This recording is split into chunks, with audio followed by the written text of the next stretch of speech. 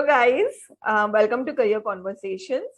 So in this series, we interview professionals and educators from different fields that introduces students to various career paths. And today we are going to discuss social entrepreneurship as a career path with Anchal Chaudhary from Carnegie Mellon University. So Anchal has been a social entrepreneur and now she is doing her higher studies in data science and information systems at Carnegie Mellon University.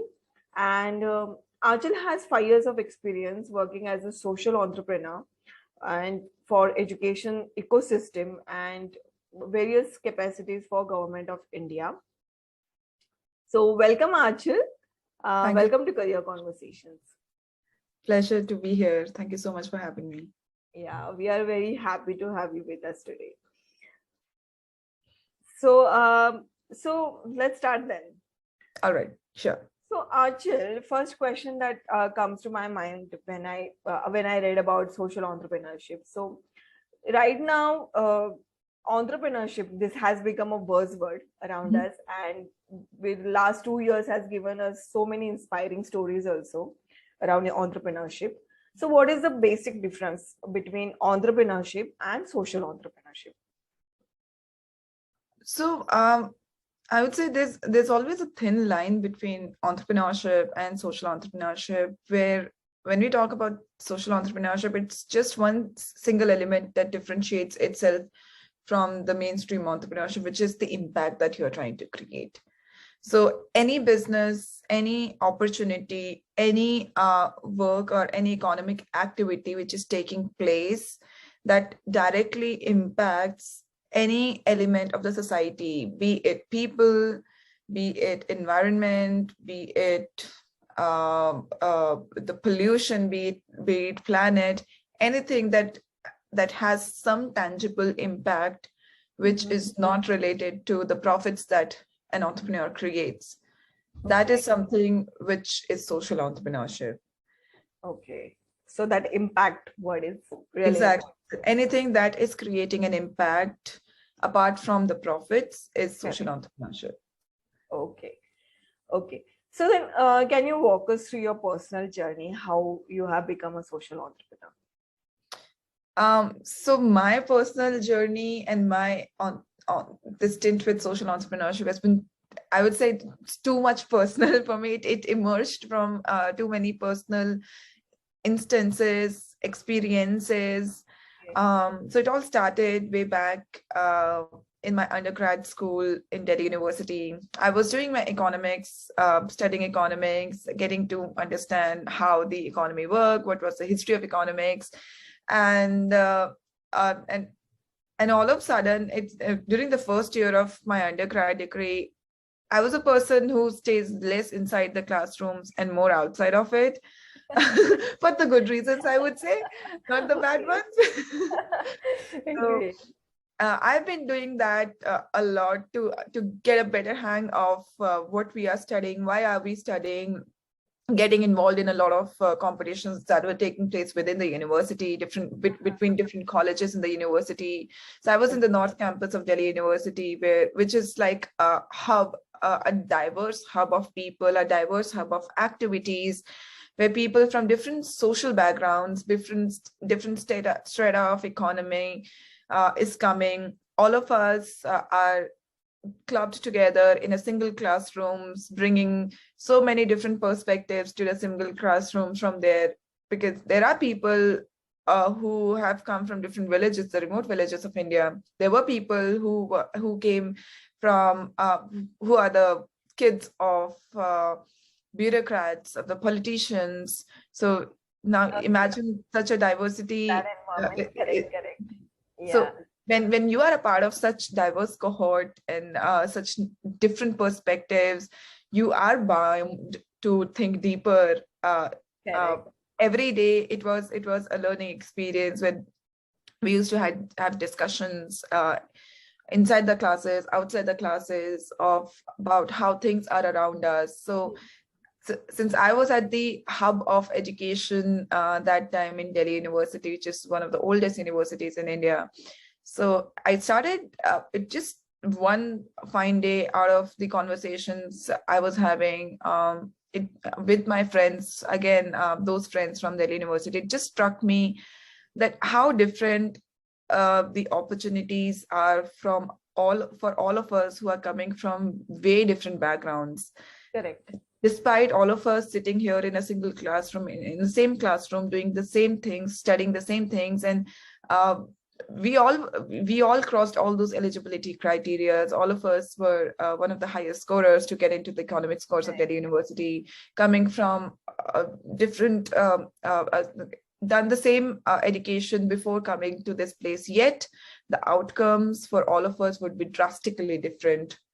The opportunities all of us have would be drastically different. Why? Majorly because the kind of families that we are coming from, the kind of backgrounds that we are coming from, the kind of environment we have around our neighborhoods back home, the kind of economic resources we all have, the kind of influence we have received all our lives, the kind of conversations within our families and outside our families we have received all our lives. So the entire environment around the environment you had around you has influenced you to become to join. To get into this career path, right? definitely, I would say it's just all the external factors and my internal realizations, that knack of why there's so much opportunity gap in our education, even after so many years, that got me into thinking. And I would say so I for first 2 years, I was just involved in getting the answer of why. What's the problem? What is the problem? I mean, I know the solution, but what exactly is the problem? Who are the people, who are the primary stakeholders who are dealing with this problem? Who are my first users? I am my first user. I was one of the target audiences, because even I am in that education ecosystem. I come from a middle class family. I have very limited resource. Whatever educational decisions I took, it's all by myself, mind narrow understanding, because I was also a teenager back then, and I was still figuring out what to do. So it's all my understanding. So I was also one of the teenagers. My realizations of how I have evolved, how I came here, and then after talking to people in my college, outside my college, in different colleges, I realized that it's a macro issue in our country. So I would say it's all this, as this famous saying goes, that if you get an hour to solve a problem, you'll spend 55 minutes finding the problem, defining the problem, and then 5 minutes to find the solution. So I think that happened with me. First 2 years, I was just involved in finding the problem. And in the last after those 2 years, I took just 6 months to find out the solution to the problem. So the asking proper questions and having that problem solving, that mindset, that really led you to take this, I think, career path. And that's wonderful. I really appreciate, Anchal, that at that age, you could think this way, and that's very important, and that's something that we should all take from you. We should learn from you. Okay, so can you just describe then, as a social entrepreneur, what exactly you did? I mean, you are doing. So I narrowed down that there's a huge opportunity gap in the education ecosystem, and leading to different outcomes, different unexpected and undesirable outcomes as well for people. So I realized that it's a good starting point to make students employable by adding some value addition to their skill sets. Because what our education ecosystem was preparing us for, not for the job market. I don't know for what market they prepare students for.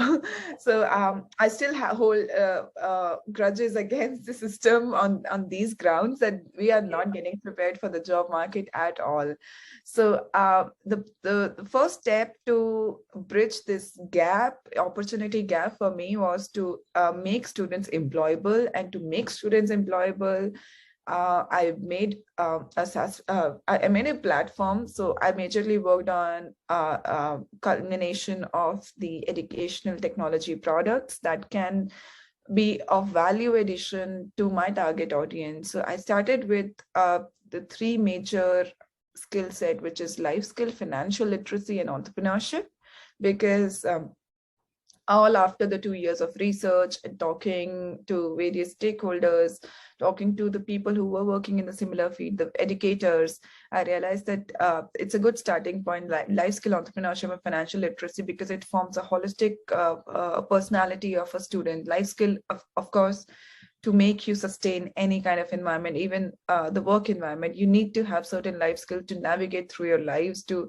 have a fine balance between your personal and professional life, to have the understanding of what takeaways you need to have, and what, just to figure out, it's like a design thinking process, just to have a step-by-step process of how will you navigate ahead in your life. Financial literacy, no matter how much you earn, if you are not financially sound, you'll end up spending, you'll end up you'll end up getting into a debt trap. And this is a major issue, at least with my generation, I feel. We are so much of spendthrifts and so much into the gadgets, so much into showing off in the society, and having that, maintaining the standards to be at par with our peers.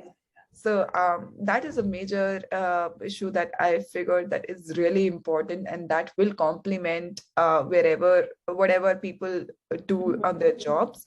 And lastly, entrepreneurship, of course, if you think, I mean, not everyone wants to work for others. They have ideas, they want to incubate those ideas, they want to take a chance at it. And I felt that was it. It's right now in India, at least, this is a right time and a peak time for people to have a shot at their ideas and to think through it and experiment it, because of so many resources supporting it. And so these were the three major skill sets that I started working on and implementing through the EdTech product at a platform that I ended up creating. And I started with the online services, to deliver through the online channels, but just right after that, I realized that it was back in 2014, 2015. So you were in the process of developing this products in the edtech company, and you were giving your inputs you're giving them inputs as what problems are there, what people facing the problems, and that is how your work has been. I mean, so the process flow was, before even jumping to make a product, I was just doing this background research and creating the workflows, and then developed my team. We were a team of 8 people, all the friends who could relate to the same idea as me, with the same passion as me, and came together to help me out to develop the product. So I had my engineering friends who came together and helped me.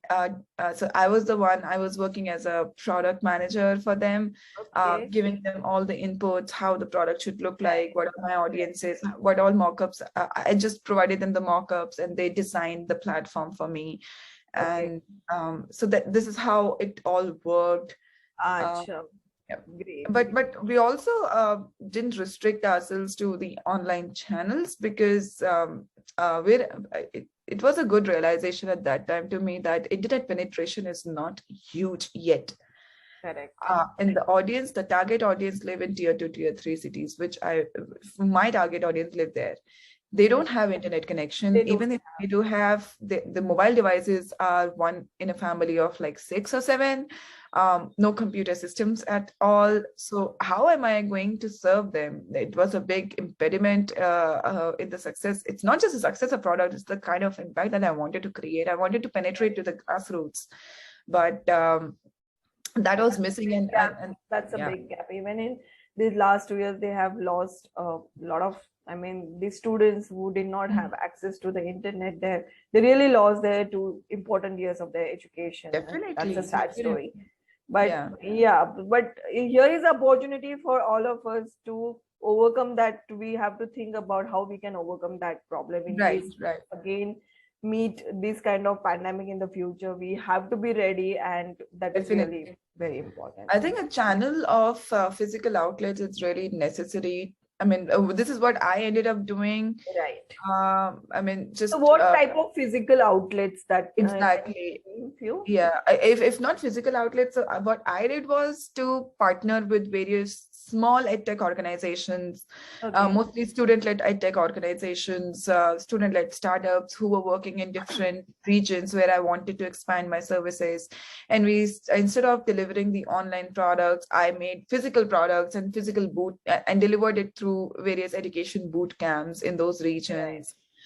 So it's like, instead of crying over no internet penetration, I think that was the best thing to do at that moment, is to just have collaborations, have partnerships. It's like a mutual uh, relationship with those people, because they were working on a similar problem statement. I was working on the similar problem statement, and just deliver the product through the boot camps, if not online. So that I actually worked pretty well for all of us. Okay. So can you just tell us a few future opportunities that that are there in this field? So right now, I mean, earlier, social entrepreneurship was just restricted to, say, education or livelihood generation, or women rights, children rights. But right now, given there's so much information out there, and there's so many private investors, as well as investing houses are there who are trying to fund the social causes right now. There's so Okay. much opportunity to contribute to the environmental causes. For example, Tesla is a big example. Tesla Right. has this element of social impact, which is associated with zero pollution and saving the environment, saving the air. So and there are a lot of investment houses who are ready to provide all the necessary money that entrepreneurs need to fulfill their social instincts. Because all of it is not money driven. Whenever I say social entrepreneurship, I always feel that there is a personal story associated with any entrepreneurial journey, especially for social entrepreneurship. And right now, there's so much to do. There's so much money to expand, to go into environment, so much money to save the wastage of food, Definitely. to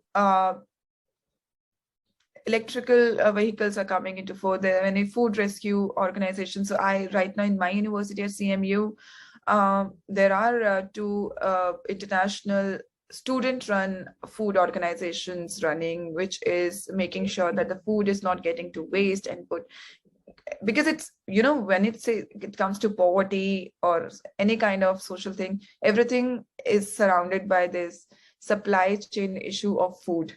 Yes.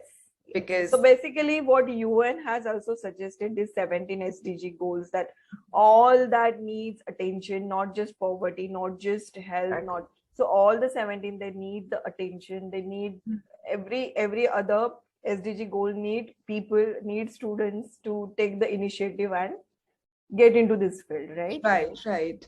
Yeah. And on that, I mean, especially after COVID, there's so much opportunity for people to get into the healthcare ideas and start up with the healthcare impact, because both preventive and curative, because so much money is coming into the system. The organizations, the big organizations, they want to fund the research, and they want to see the impact. So I would say there are a lot of opportunity.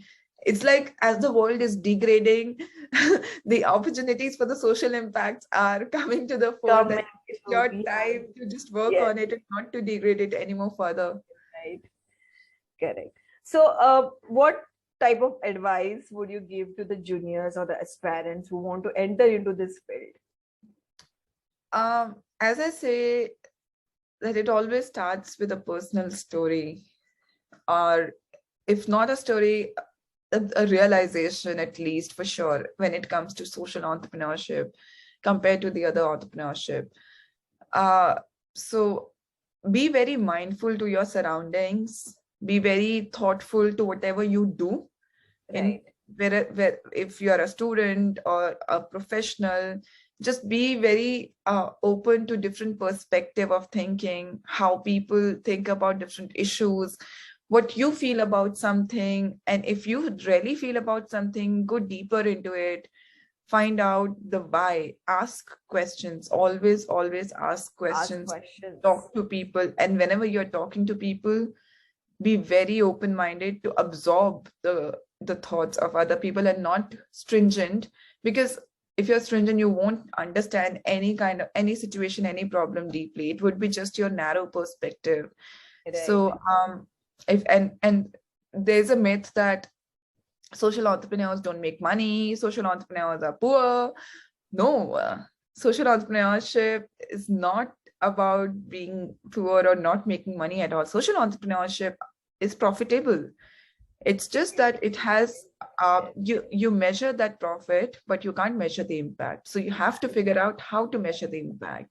Yeah. Just see how many people you are serving. Or for example, I have a friend who is a social entrepreneur and who sources the designs, the skills of the artisans of Maharashtra, use those designs to create their artisanal product and sells it in the world market. So just it's a profitable business. Yes. The person is making profit, the artisans are making profit. It's a win-win situation for all. But and it also has an impact. Your artisans are getting empowered, their designs, their skills are getting recognized in the world market, which otherwise would not have been possible if it wasn't for that social entrepreneurs. So do not go by this myth that social entrepreneurship doesn't give you any money, won't make you earn your livelihood. No, it's not the case.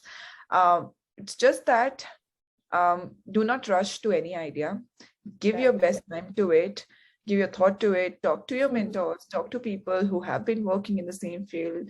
Social media is such a good thing that happened to us that we can connect. But you have to use it wisely. That's the exactly. And just take everything with a pinch of salt. What I'm saying right now. Yes. So, so I mean, the money is always there for any entrepreneurship, but it's like for social entrepreneurship, it's a bonus, but the impact is very, very important. I mean, right. And it comes that if impact is there, the money will also come, and it will be a bonus also for the. And I wouldn't say it's a bonus. It's like people need to earn livelihood. I won't disregard that.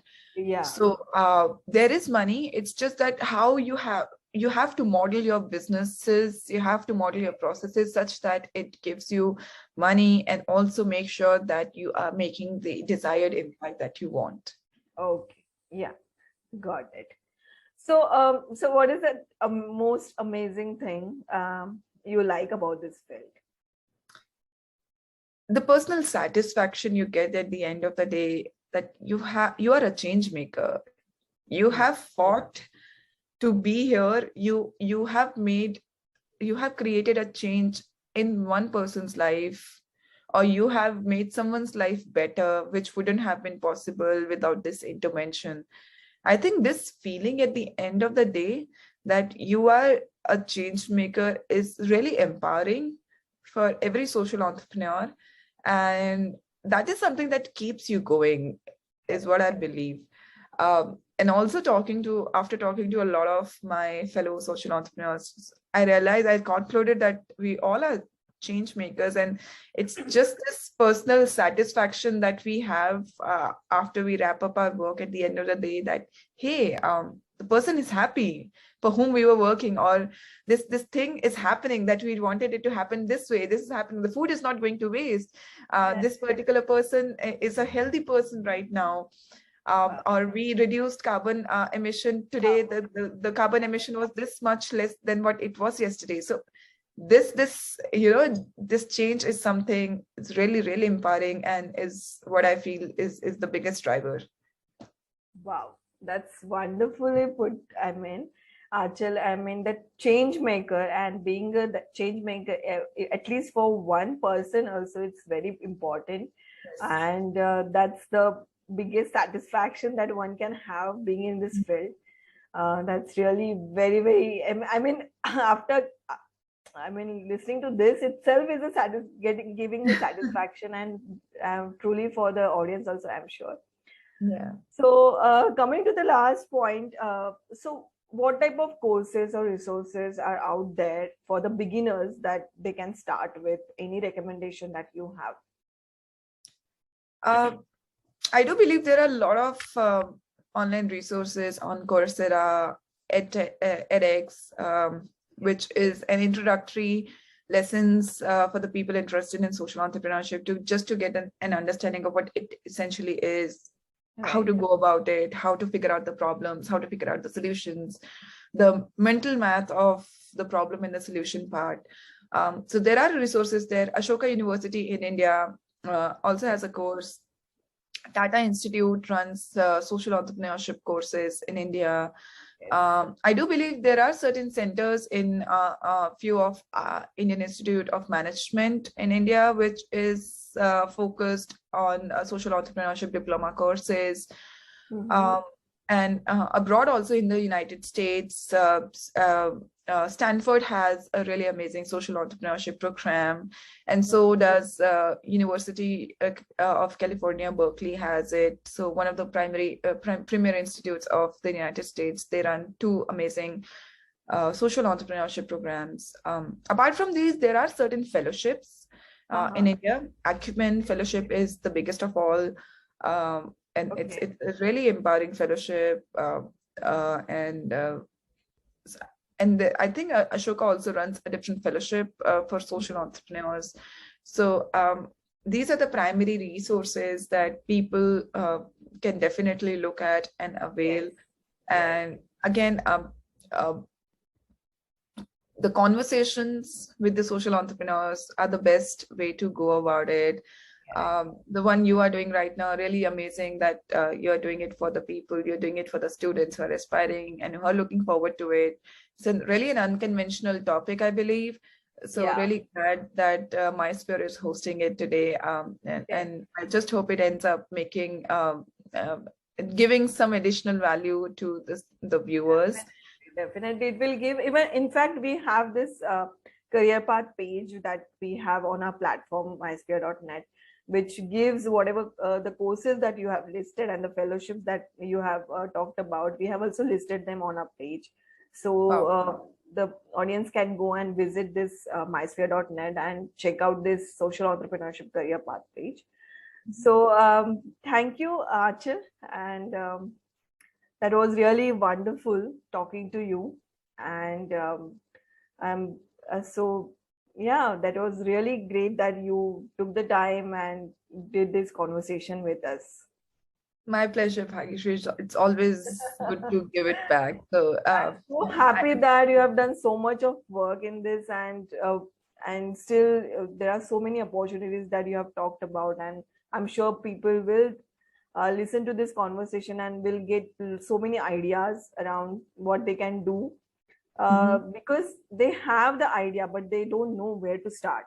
Exactly, so, I hope this conversation will help them clear their some thoughts and get into this field. Yeah. I just hope the same, that and they're not get restricted to this instant gratification thing, and just take their time and work through it and get something out of it. Yes. I hope you find this conversation helpful to understand social entrepreneurship as a career path, and to watch more such career conversations in the future. Please subscribe to our channel MySphere on YouTube, and if you like this video, please like, share and comment.